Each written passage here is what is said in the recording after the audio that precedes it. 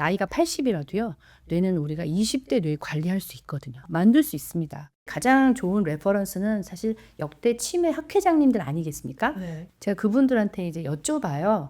교수님 정년 퇴임하시고 나시면 뭐 하시나요? 라고 이제 여쭤보는데 공통점이 두 가지가 있었습니다.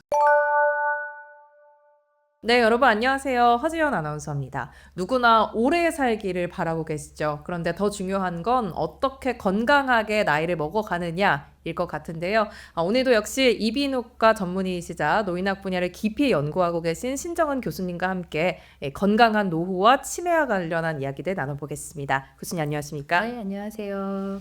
교수님 앞서 제가 교수님을 소개를 드릴 때 노인학을 깊이 있게 공부하셨다라고 설명을 드렸습니다. 사실 조금 생소할 수 있는 학문이거든요. 노인학이 어떤 분야의 학문일까요? 노인학이라는 것은 노인에 대해서 다각적인 측면에서 많은 것을 연구하는 학문인데요. 생물학적, 사회적, 문화적, 환경적 이 모든 요소들을 다각적으로 어떻게 하면 노인분들이 보다 건강하고 보다 보람찬 삶을 살 수 있을까에 대한 연구를 하는 학문입니다. 건강하게 늙어가는 거에 대한 관심이 높아진 만큼 이 노인학에 대한 관심도 점점 더 높아지지 않을까 이런 생각이 드는데 사실 노인학에서 짚고 있는 개념 중에 하나가 노쇠라고 합니다. 노화랑은 조금 다른 개념일까요? 네, 노화와 노쇠는 완전히 다릅니다. 노화라는 것은 정상적인 생리 현상입니다. 우리가 나이가 들면서 조금씩 주름이 생기고 흰머리가 생기는 것처럼 세포의 노화, 또 우리 면역력의 저하, 또 우리 호르몬의 변화들 아쉬울 수 있지만 받아들여야 되는 그런 현상들이고요. 노쇠라는 것은 이런 현상들이 복합적으로 굉장히 급속하게 갑자기 다발적으로 생기는 것을 우리가 노쇠라고 이야기합니다. 네. 대부분은 노쇠의 경우는 원인이 있는 경우가 굉장히 많아요. 그래서 노화는 우리가 막을 수 없지만 노쇠는 우리가 얼마든지 적극적으로 나서면 막을 수 있다라고 말씀드리고 싶습니다.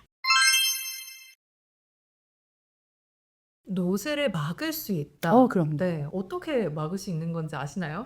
네.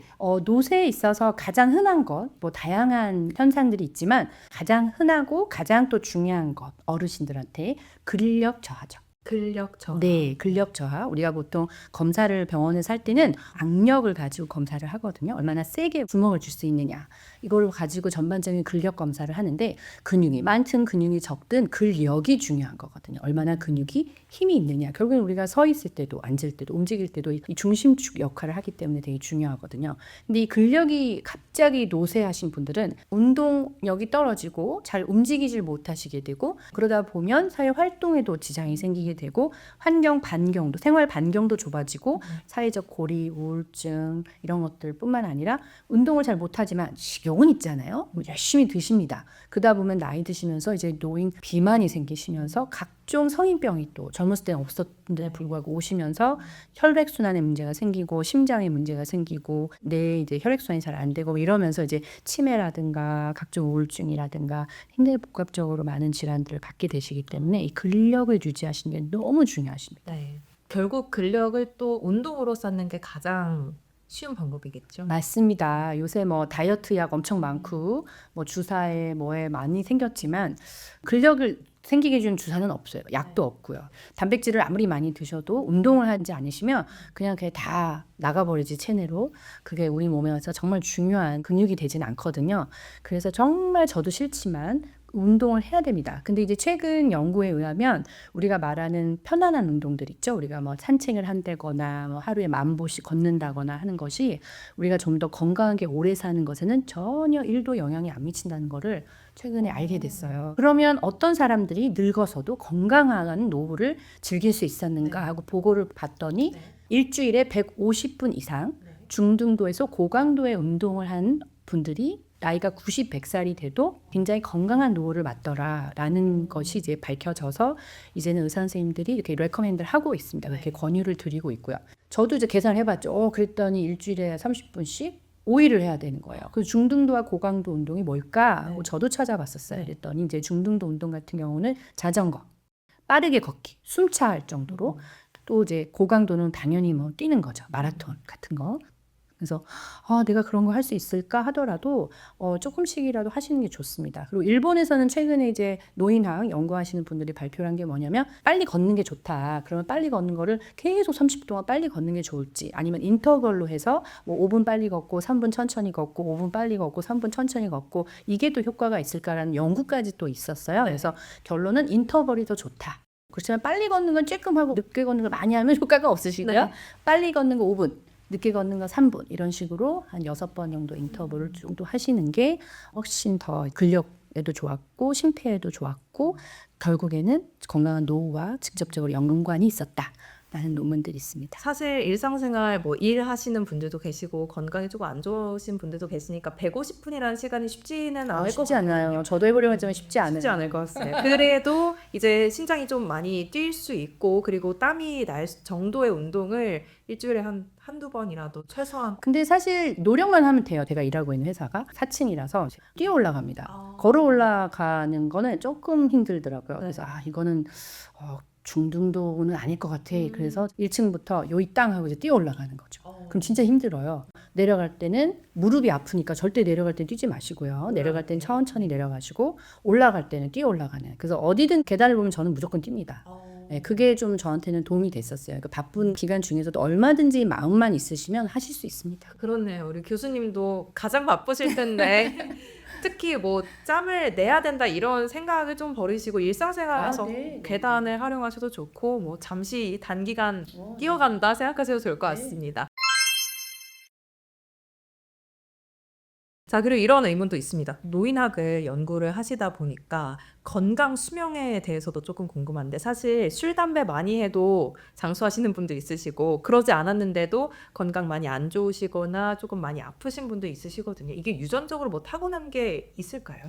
그럼요. 유전을 무시하지 못합니다. 그래서 가족력을 잘 들여다보셔야 돼요. 가족력을 보실 때 부모님만 보시거든요. 그렇지 않아요. 3대를 봐야 됩니다. 나를 포함한 3대를 다 보셔야 돼요. 또 직계만 보시면 안 되고 할아버님의 자손분들도 보셔야 됩니다. 이런 식으로 3대를 다 보셔가지고 어떤 유전적인 소인이 강한 질환들, 당뇨라든가 고혈압이라든가 고지혈이라든가 유전적인 소양이 좀 굉장히 높은 질환들이 있거든요. 그런 질환들이 있는지 없는지 체크를 해본 후에 조심을 하시는 게 굉장히 좋습니다. 그래서 예를 들자면 저 같은 경우는 저희 친가는 당뇨 히스토리가 있으세요. 저희 할아버님도 당뇨 합병증으로 돌아가셨고 할아버님이 여동생 되신 분도 또 당뇨 합병증으로 돌아가셨기 때문에 저희 아버님도 또 당뇨 합병증으로 혈관성 치매가 오셨었고 그러다 보니까 제가 이제 요거를 깨닫고 나서 35살 때부터 당뇨 시기를 하고 있습니다. 저는 당뇨 없고요. 네. 예, 검사해보면 피검사 깨끗합니다. 그런데도 불구하고 당뇨 시기를 하고 있습니다. 이미 당뇨 걸렸다 생각하고 조심을 하자. 왜냐하면 가족력이 있으니까요. 그래서 유전적인 소양 굉장히 중요하고요. 네. 그렇지만 유전적인 소양이 나는 우리 식구들이 다 건강해라고 해서 무조건 함부로 막 먹는다. 그러면 또 안 됩니다. 그래서 환경적인 요인도 굉장히 커요. 그래서 저는 그냥 딱 3분의 1, 3분의 1로 봅니다. 유전적으로 내가 타고난 거 한 3분의 1, 환경적인 거 3분의 1, 또 생활 습관 3분의 1. 네. 그 중에 하나만 잘 지키면 나는 건강하게 살 수 있어. 이러면 참 심플하고 좋겠지만 불행히도 인간은 굉장히 복잡한 인간인 것처럼 우리 몸도 되게 복잡하게 작용을 하기 때문에 이 세 가지가 정확하게 3분의 1씩 영향을 미친다고 생각하시고 조심하셨으면 좋겠습니다. 최소한이라고 말씀을 해주셨지만 3분의 1 정도가 이렇게 유전적인 요인이 있다면 예방을 한다면 이 유전적인 요인도 후천적으로 극복이 가능하다고 보시는 거죠? 그럼요. 당연하죠. 제가 이거는 내분비내과 전문 선생님 3분한테 여쭤봤었어요. 네. 저희 아버님이 이제 당뇨 확진 받으시고 나서 할아버지도 그러셨는데 아빠도 그러시네. 나도 그러면 어떡하지? 그러면서 제가 여쭤봤거든요. 그랬더니 제가 평생 조심하면 그래도 당뇨가 생길 확률이 30%. 그렇지만 제가 조심을 안 하면 70%가 넘습니다. 이렇게 차이가 나는 거예요. 그러니까 내가 어차피 유전적으로 난 포기했어. 조상 탓이나 할래. 이거는 아닌 거죠. 조심하면 얼마든지 극복할 수 있는 거고 환경적인 요인이나 생활 습관도 마찬가지고요. 그래서 사실 건강은 마음가짐에 저는 달려있다고 항상 생각해요. 친구들이 물어봐요. 어떻게 이렇게 맨날 건강 관리를 하니? 그럼 2가지 이유예요. 첫째는 자식들한테 피해 주지 않기 위해서. 그다음에 2번째는 죽는 날 마지막까지 내 2손으로 밥 지어 먹고 내 2발로 걸어 다니고 싶어서 저는 딱 그 목표를 가지고 관리를 합니다. 너무 좋은 말씀이십니다. 결국 건강도 내가 하기에 나름이다. 내가 건강 관리하기에 따라 달렸다. 이런 말씀 주셨는데요. 그리고 또 어르신들 얘기를 하다 보니까 이 노인학과 뗄래야 뗄 수 없는 게 치매일 것 같습니다. 또 가장 두려워하는 질병이지 않을까 싶은데 이게 또 어떤 연결 과정이 있을지 노쇠와 치매가 서로 이어지는 과정이 어떻게 될까요? 아까 말씀드렸듯이 가장 대표적인 노쇠가 근력 저하라고 말씀을 드렸죠. 네. 근력이 저하되면 이제 생활 반경이 이제 좁아지고 성인병이 또 더 많이 생길 수 있고 심혈관계에 문제가 생겨서 그게 결국엔 치매 위험 리스크가 되고요. 또 다른 거는 감각들이 또 문제가 생겨요. 시력, 청각, 평형감각 이런 것들이 이제 급속하게 또 나빠지십니다. 그래서 이런 것도 또 하나의 요소가 될 수 있고요. 또 사회적인 것도 있습니다. 본인이 점점 움츠러들면서 사회적으로 고립이 되다 보니 우울증도 많이 생겨서 노쇠라는 현상으로 인해서 생기는 모든 이 사이드 이펙트라고 보죠. 이 후유증이나 또는 이걸로 같이 합병증처럼 딸려오는 이 모든 것들이 치매의 위험 인자들이 너무 많은 거예요. 그래서 노쇠와 치매는 떼야 뗄 수가 없다라고 저희가 많이 이야기하고 있습니다. 네. 그럼 이 치매가 오기 전에 초기 그렇죠. 징후가 어떻게 다들 오시나요? 그냥 단순한 건망증은 사실 일상생활에 큰 불편이나 또는 영향을 미치지는 않아요. 그런데 이제 치매 조기 증상 같은 경우는 갑자기 감정의 변화가 생겨서 막 화를 냈다가 또 막 웃었다가 이렇게 되게 부적절한 감정 변화가 자주 생긴다거나 또는 젊었을 때는 되게 화를 잘 안 내신 분이 조용하고 차분하셨던 분들이 갑자기 좀 달라지시면 의심을 해보셔야 되고요. 우리가 흔히 아는 것들을 기억을 못한다고 말씀을 하시잖아요. 그것이 일상생활에 영향을 줄 정도인 거죠. 예를 들자면 나 리모컨 어디다 뒀지? 못 찾으시는 거예요. 하루 종일. 그 보니까 냉장고 안에 있는 거죠. 이런 것들은 이제 치매 초기가 될 수 있습니다. 근데 내가 분명히 차키 여기다 뒀는데 내가 어디다 뒀더라? 근데 원래 여기도 두고 저기다 두고 막 왔다 갔다 하는데 그날따라 못 찾는 거 그건 있을 수 있는 거예요. 차 열쇠를 뭐 서랍 안에서 찾았다. 이건 괜찮죠. 네. 그렇지만 우리가 리모컨을 냉장고에다 넣지는 않잖아요. 그렇죠. 그런 식으로 우리가 일상생활에서 흔히 볼 수 없는 이런 패턴들을 갑자기 보게 됐을 때 네. 예, 또 말씀하시는 것도 얼렁뚱땅하게 갑자기 동문서답을 하신다거나 굉장히 질문에 맞지 않는 그런 답을 하신다거나 그랬을 때도 마찬가지로 저희가 징후를 볼 수 있고요. 신체적으로 또 볼 수 있는 것이 있습니다. 신체적으로 볼 수 있는 것은 점점 걸음이 느려지시는 거예요. 발을 질질 끌기 시작하시고 자주 넘어지시고 이제 이런 거를 좀 조심해서 보시는 게 이게 초기 치매 증후군이라고 말씀드리겠습니다. 단순히 뭐 일상생활에서 건만증이나 인지장애와는 분명히 치매가 구별되는 지점이 있는 것 같은데 그게 뭐 일상생활에서 조금 기이한 패턴을 보인다거나 또 걸음이 느려지거나 감정이나 성격이 변한다면은 건막증과 또 다른 치매 초기 단계 시작이다 이렇게 보면 될 것 같고요. 또 흔히 치매 전 단계가 경도 인지 장애라고 하는데 이게 그냥 두면은 치매로 반드시 진행이 되는 건지 아니면은 되돌릴 수 있는 여지가 있는 건지 궁금합니다. 보통 경도인지 장애 있는 분들이 다 치매로 넘어가지는 않습니다. 근데 다만 이제 안타까운 건 그중에 어느 분들이 치매로 넘어가는지를 저희가 아직 밝혀낼 수 있는 방법이 없다 보니까 이제 모든 분들을 위험군이라고 보고 저희가 치료를 하는 건데 작게 볼 땐 10%, 많이 보는 데는 한 30% 정도가 치매로 넘어간다고 알려져 있습니다. 난청인 경우에는 8, 90%가 인지장애로 가세요. 난청을 오래 가지고 있으시다 보면 그렇게 해서 넘어가신 분들의 한 3, 40% 정도? 그 정도가 치매로 넘어가신다라고 이렇게 생각하시면 될 것 같습니다. 치매로 넘어가시는 분이라고 하더라도 아주 초기에 인지장애 때 저희가 찾아내서 재활을 훈련이 좀 충분히 시켜드리면 더 이상 악화되는 걸 막을 수 있었다라는 연구 보고가 있습니다.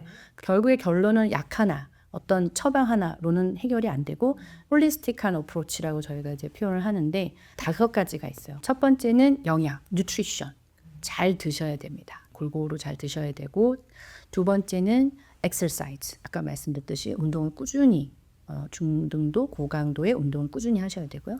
세 번째가 cognition, 즉 인지죠. 예, 인지를 위해서 노력하셔야 돼요. 중요한 거는 매일매일 하셔야 되는 거예요. 운동도 하다 말다 하면 효과 없듯이 그 다음에 이제 social activity, 그러니까 계속 수다 떠셔야 됩니다. 친구 만드셔야 되고요. 커뮤니티 열심히 참여하셔야 되고요. 할 일 없으면 봉사라도 하셔야 되고요. 젊은 사람들 틈에 껴가지고 수다도 떠셔야 돼요.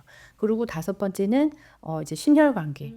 아까도 말씀드렸듯이 뇌의 혈류가 잘 공급이 되는 게 굉장히 중요하다고 그때 말씀드렸잖아요. 그러다 보니까 심혈관계 질환들을 잘 관리하는 요 5가지만 잘 관리하시면 예후가 아주 좋았던 스타디 보호가 있습니다. 물론 이거를 더 검증하기 위해서 뭐 미국이나 일본, 우리나라도 이제 작년에 코호트 스타디들을 시작을 해서 저희가 이제 몇 년 후에 결과를 확실하게 알겠지만 지금까지로는 굉장히 예후가 좋을 것 같은 그런 치료법이라고 생각해서 요 5가지 치료제를 잘 하시면 좋을 것 같습니다.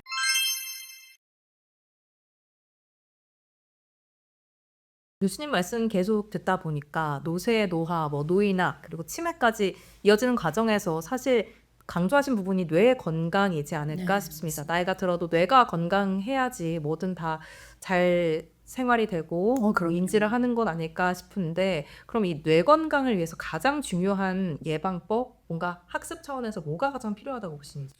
아인슈타인이 평생 자기 뇌의 5%만 사용했다고 말을 하잖아요. 네, 그런 것처럼 쉬고 있고 놀고 있는 뇌가 굉장히 많습니다. 그리고 나이가 드셔서 이제 나이가 들었는데 그냥 대충 뭐 하다 살지 뭐 살다 가지 뭐 이렇게 얘기하시는 분들이 계신데 그렇지 않습니다. 나이가 80이라도요. 뇌는 우리가 20대 뇌과율 관리할 수 있거든요. 만들 수 있습니다. 근데 거기에 가장 중요한 것은 계속 새로운 자극을 줘야 되는 거예요. 기존에 있었던 자극이 아니라. 그래서 새로운 자극을 주셔야 됩니다. 새로운 자극이라는 게 뭐냐?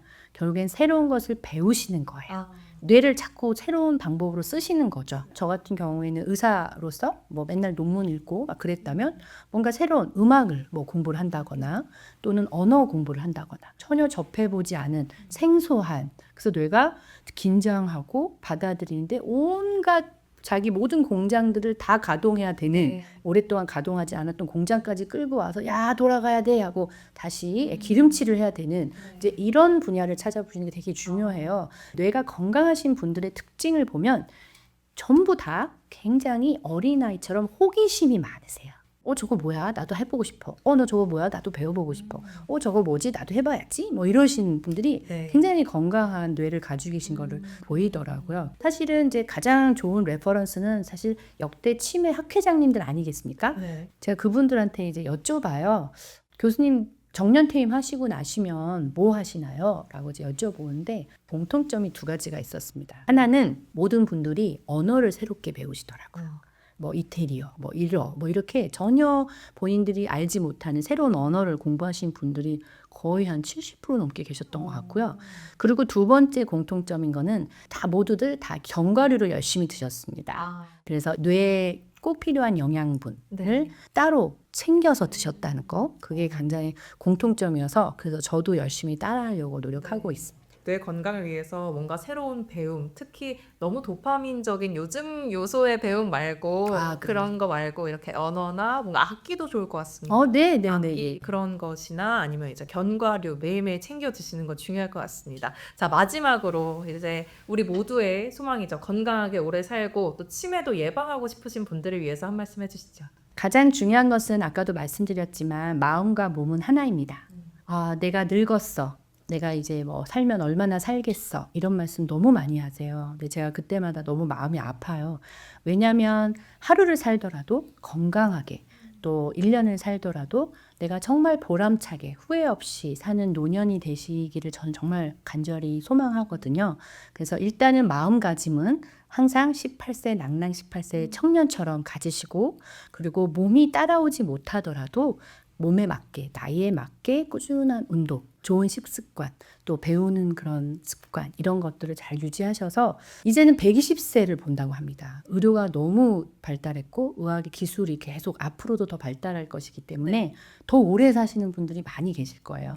근데 이제는 얼마나 오래 사느냐가 아니라 얼마나 그 시간을 건강하게 우리가 정말 보람되게 살느냐가 중요할 것 같고요. 또 한 가지 꼭 말씀드리고 싶습니다. 젊은이들 부러워하지 마세요. 젊음은 찰나입니다. 저희가 젊음이라고 하면 20대잖아요. 10년이에요. 그 나머지는 계속 늙어가는 겁니다. 저희가 메인이에요. 저희가 주인공이고요.